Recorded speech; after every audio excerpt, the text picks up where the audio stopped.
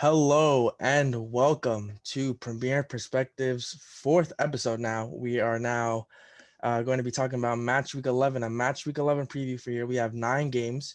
We're one game short this week because Aston Villa and Newcastle got postponed due to a coronavirus outbreak in the Newcastle camp. So we're one less game this week. So our first game this week, we're gonna have Burnley versus Everton. Now Burnley took a pretty much expected loss versus Man City. No one really, I don't really think anyone expects much of Burnley versus Manchester City, but Everton did lose last weekend to Leeds. Leeds looked good, so I don't know if that was more Everton not playing well or Leeds playing good. But I think Everton will play well against Burnley. I think this is a game that they'll take here. Everton couldn't finish against Leeds. It was a rough time for them. It was a rough time for Leeds too, but you kind of expect that. You know they're on and off, but Everton, you expect them to be on, especially winning their first 4 games in the season, now kind of out of form. But they should definitely take this game against Burnley, who just got beat by Man City. They look really weak against Man City. And Everton, I think they should win it 3-0 pretty comfortably. Yeah, I think this will be a pretty comfortable victory for Everton. I don't really think that there's too much to go into depth about, but you never know in the Premier League, anything could happen. But an interesting game we have this weekend also is Manchester City versus Fulham. Now, Manchester City had a good game last week.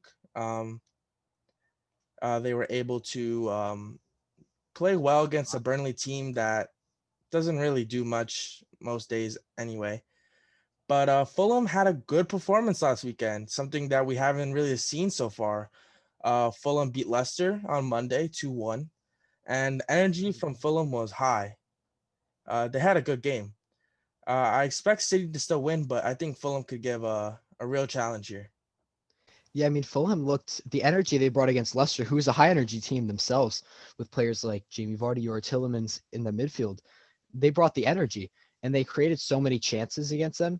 And even though they couldn't finish that much, which is mainly their problem and why they're so far down in the table, I think they're still 18th, 19th in relegation. But either way, if they keep bringing that energy, especially teams against City, City always tend to fumble against teams with high energy. So that could be dangerous. I think City still will come out of it with the 2-1 window. It should be, especially coming off Burnley and who do they play? 0-0 against Porto this week, which that was definitely not offsides. That goal from Jesus, no way that goal was offsides. There's no shot. But either way, playing really well against a team like Porto, having no problem scoring against Burnley. Maras with a hat trick. He's back again, playing really well. City should win it 2-1 pretty easily. Yeah, I think City will be able to take that without a problem, but you never know with the way City's been playing recently. But another interesting game we have this weekend is West Ham versus Man United. Now, West Ham were solid against Villa. I think Abana has been a great player for West Ham this season. He scored, and I think he played well. Now, United had a very shaky first half versus Southampton, but were able to score 3 goals in the second half with a great performance from Cavani, who really brought something new to United's attack. But despite that, United did not play well versus PSG and lost during the week. So you're not really sure what will happen with United, but I think that Manchester will be able to take a victory here. Yeah, I think they should definitely. My prediction is 3-1 for this one. West Ham looked really. Who do they play again? They played Villa, and they beat them 2-1. There's a bit of a scrappy win, but either way, they played really well. Like you said, Ogbonna playing really well at the back. He even got a goal, which you always like to see a center back getting a goal and playing well at the back. It's just pretty all around solid player. I actually have my first key player already for this week in Marcus Rashford. He scored during the week at PSG. He tied it up 1-1, even though it was a bit of a deflection. You could tell he was hungry for a goal. And I actually wrote this before. I actually wrote this prediction before the PSG game. I wrote that he'll be hungry for a goal and United's main creator in this match, especially against a team like West Ham. Got a goal against PSG, who played really well, even though United as a team didn't play well. You could tell Rashford is hungry for that goal, and he wouldn't have got it if he didn't go for it. So I think 3-1 win for United against West Ham, who is a solid team, but it should be comfortable for United to get back to winning ways.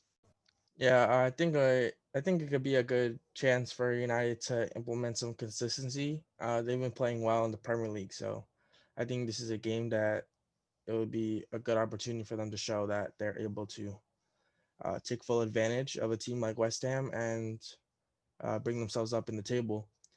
And for our next game, we have Chelsea versus Leeds. Going to be a pretty interesting game. I think both teams have been playing well.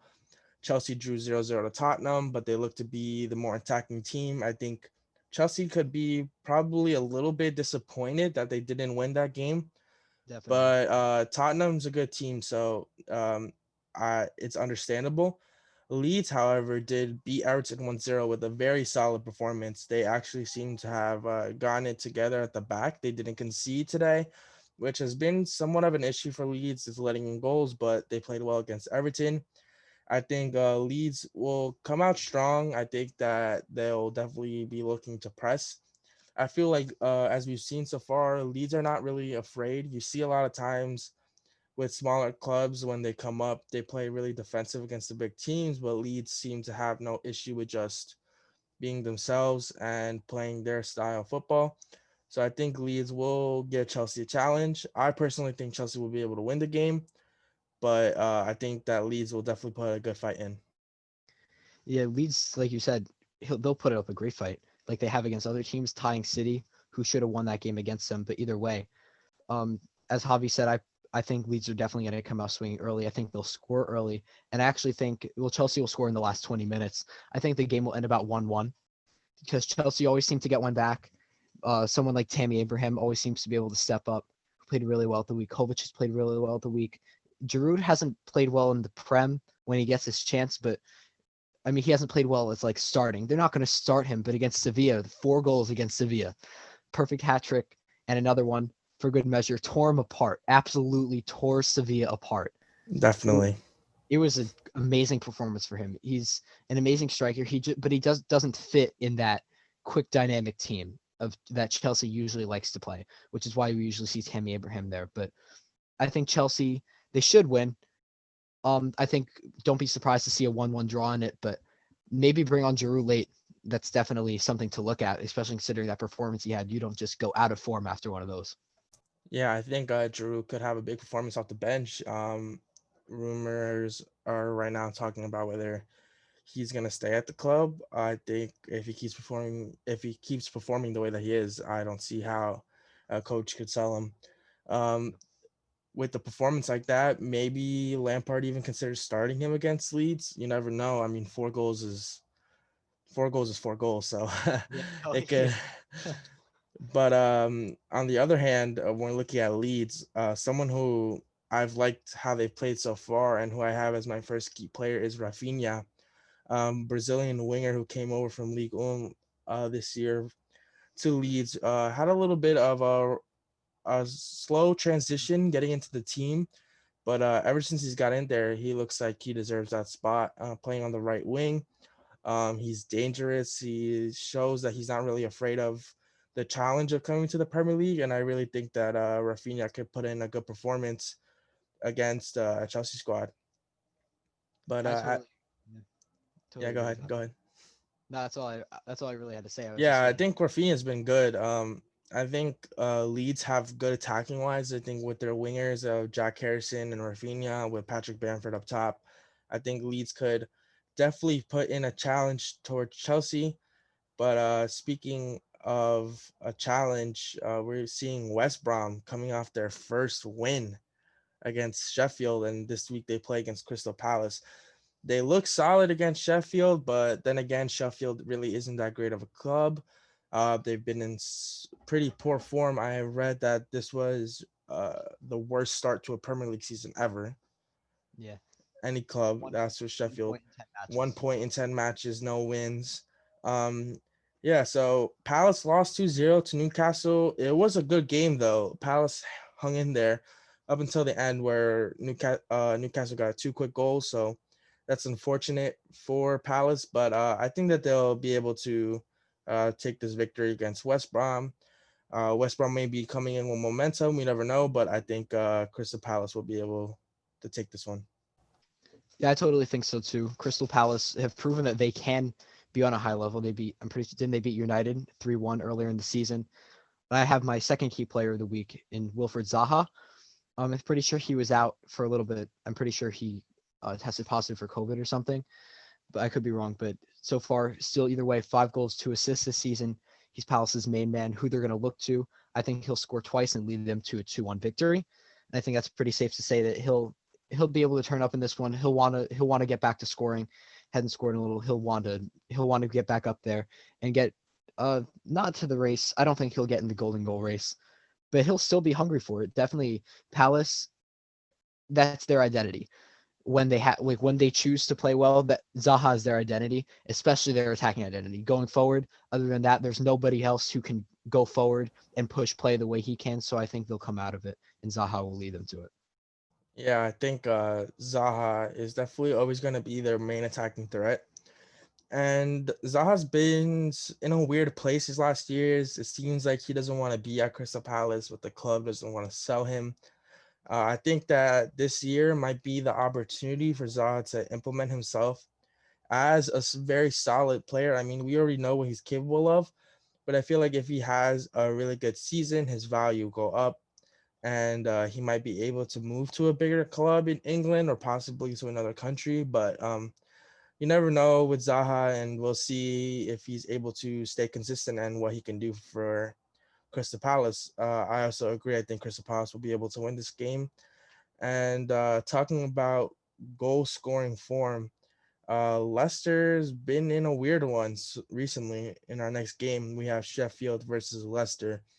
Now, as we said before, not that long ago, Sheffield is having the worst start to a Premier League season, as worse as it could be. Like no Yeah. club has ever, literally no club has ever done worse. But you never know when the first victory could be. No one expected Fulham to play good against Leicester, and Fulham won that game. So you never know. Maybe Sheffield pulls together a performance here. They're at home. They're at bottom of the table though, so you never really know. Leicester suffered a loss to Fulham, as we just said, and Leicester just seemed a little bit off. It seemed like Fulham wanted it more than they did.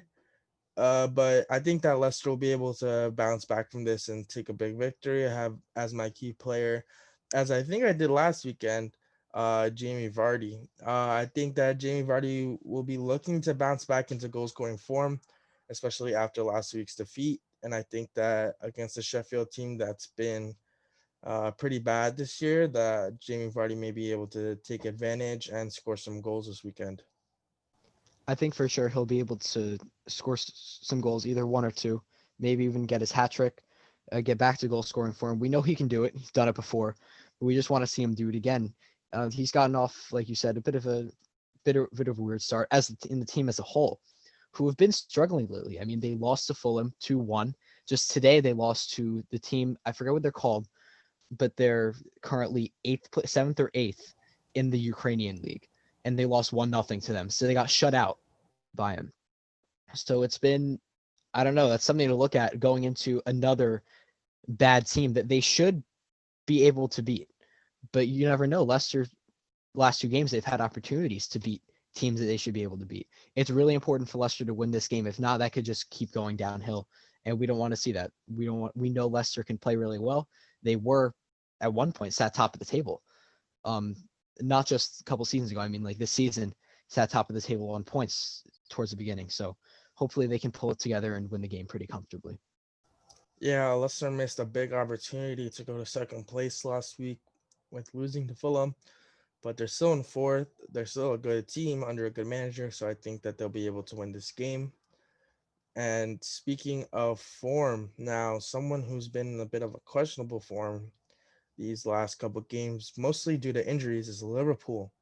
Liverpool is playing Wolves. Now, Liverpool drew against Brighton last week. Um, Klopp went on an infamous rant after the game, talking about how the Premier League games, there's too many of them, the sub rules, everything about that. He even had a go at the journalist who was interviewing him. Yeah. I feel like Klopp was a bit extra in that moment. Now, I feel like there was no need to speak to a reporter like that, but I understand that he's upset about how things are going with his team, with the how they've been unlucky with how many injuries.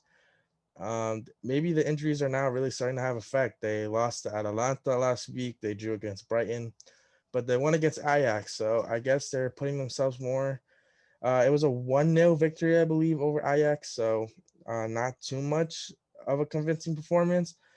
But I think any game right now, uh, I feel like with all the games happening and how tight the schedule is, playing every 3 to 4 games, victory is always good for the morale of the team.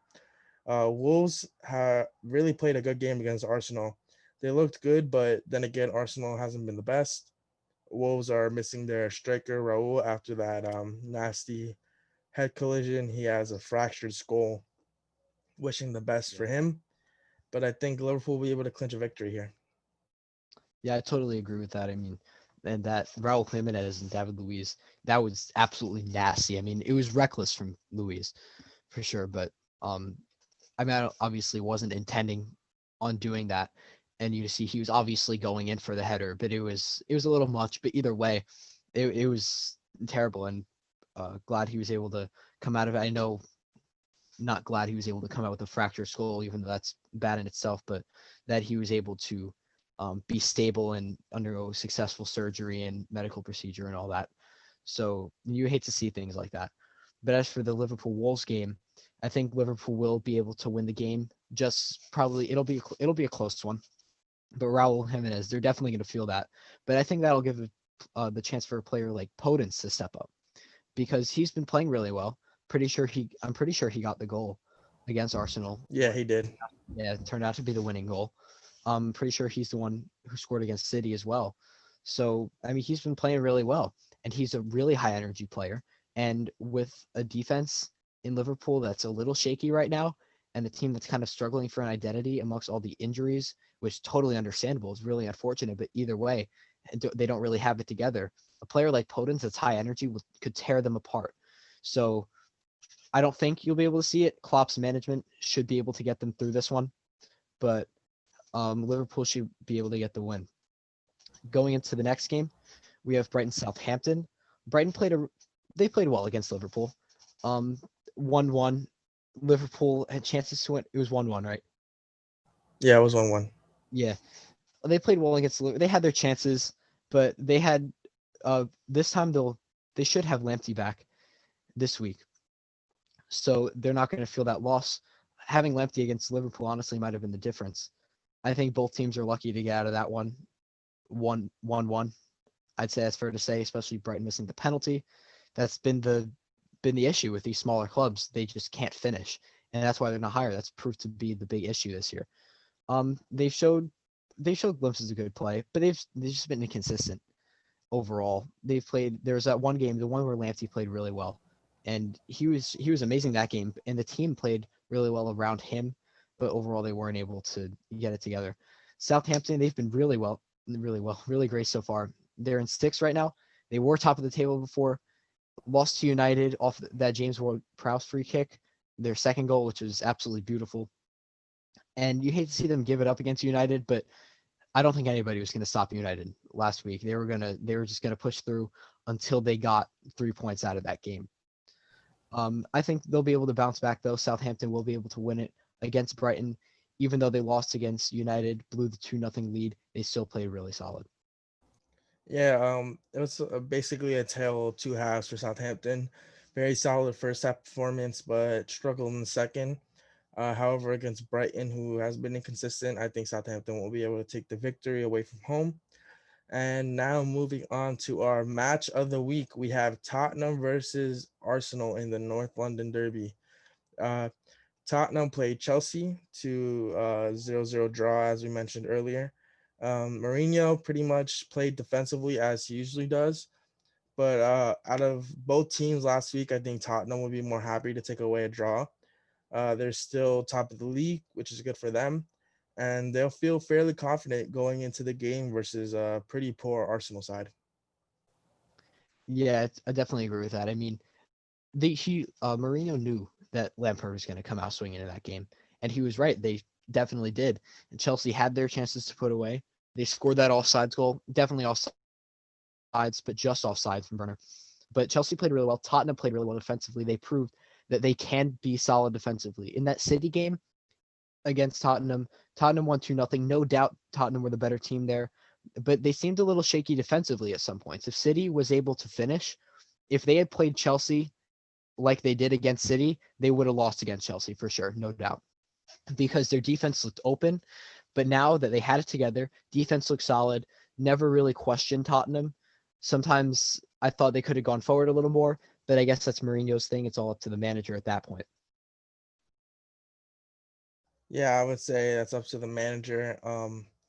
I think in the case of this game, Mourinho's experience, I think, is what gonna help bring him over the edge against what's been a poor Arsenal side. Um, I know I see here that you wrote Harry Kane as your player. I have Human Son as mine. Right. Both of I them. think either or either player is gonna have a good impact in the game. I feel like Arsenal's been poor defensively, so Kane and Son will definitely have a big presence on them. I feel like Arsenal also have been lacking an attacking player that is like that person. You know what I mean? Like every Consistent. team needs a person that when you're not playing well steps up. Like City has De Bruyne, Liverpool has Salah, like that one player, and we expect that maybe from Aubameyang, but he hasn't really stepped up. And Arsenal has been very consistent. They won today in the Europa League game, but that's something that should be expected. However, I don't really think that they have what it takes to take on Tottenham and win this game. Uh, I know here you have that you think Tottenham will win 2-0 with and Kane will assist Bergwijn and Son. That seems pretty realistic to me. I think that Tottenham's attacking force will be great against Arsenal's shaky defense, and I think that Tottenham will be able to take the victory this weekend. Yeah, and Arsenal are used to playing teams that play like teams. You know what I mean? That have a style of play, that have their tactics, that have especially Kane's false nine positioning. That's why I predict the 2-0 with Kane assisting both of them. Because just in that false nine, he'll be able to distribute wide or directly through the middle, especially missing David Luiz. I would hope they're missing David Luiz after that. But that's definitely definitely going to feel out defensively, even though Gabriel has been playing really well, scored against Wolves, and looked pretty solid defensively. But sometimes Arsenal can look a little bit not together, a little bit flimsy, a little reckless defensively. Not as one, not as a unit. And the defense has always changed over the years between I mean the days of Per Mertesacker before he was, before he went out of where he went out of style, Prem caliber. Their defense is always changing. And they've lacked a defensive identity, which is why recently they haven't been doing so well. So I think Tottenham will be able to take full advantage of that 2-0 win, pretty comfortable. I don't think Arsenal will look to have many chances getting into the game, even though I would love to see Aubameyang play really well, maybe step up and get a goal or two. Despite our prediction here, I would love to see him be able to step up and get out of the funk that he's been in because it's been rough for him. We know he's really good. We know he has the ability to score goals in um, tough moments, in critical moments in the game, and maybe we'll see that this week. But I'm not sure about it. Yeah, even as fans of another team, it's always we always admire great players from other clubs in the league, and Aubameyang is a great player. There's no doubt about that. And yeah, it would be good to see him finally get out of this funky form that he's in right now. But I think even with him getting out of that, if that would be the case this weekend, I still feel like Arsenal don't have enough No, to not at all. to, to take 3 points here. So I think it's fairly comfortable that Tottenham will win, and I think that they'll have a good performance in the match of the week, unlike last week's match of the week, which was a little bit of boring, A a little bit of boring game. yeah.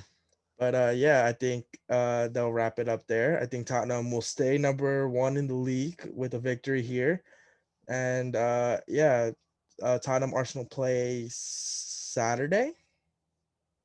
I'm not sure. I think let me just check that real quick. Yeah, I let me think know real that quick. it's a Saturday game. No, Sunday. Sunday 11:30. I believe that game will be on NBC or NBC Sports for anyone who wants to check it out.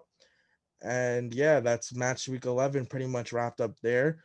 We're gonna be back on Monday. Yeah, Monday We'll be back on Monday with our second episode of our fan mini series. It's going to be interesting to see another perspective. We really enjoyed recording the first one. It was a really good time to introduce something new to the channel.